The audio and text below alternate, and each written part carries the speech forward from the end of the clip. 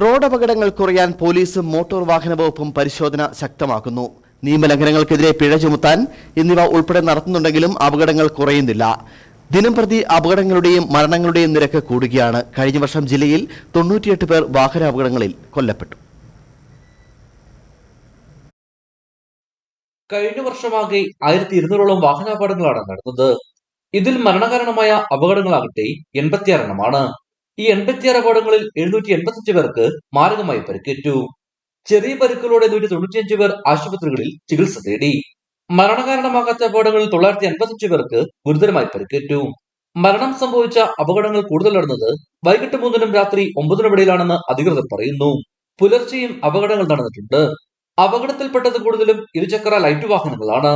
327 അപകടങ്ങളിലാണ് light വാഹനങ്ങൾ പെട്ടത്. ഇതിൽ 11 അപകടങ്ങളിലായി 13 പേർ മരിച്ചു. ഇരുചക്ര വാഹന അപകടത്തിൽപ്പെട്ടതാകെ 133 എണ്ണമാണ്. ഇതിൽ 8 അപകടങ്ങളിൽ നിന്നായി 9 പേർ മരിച്ചു.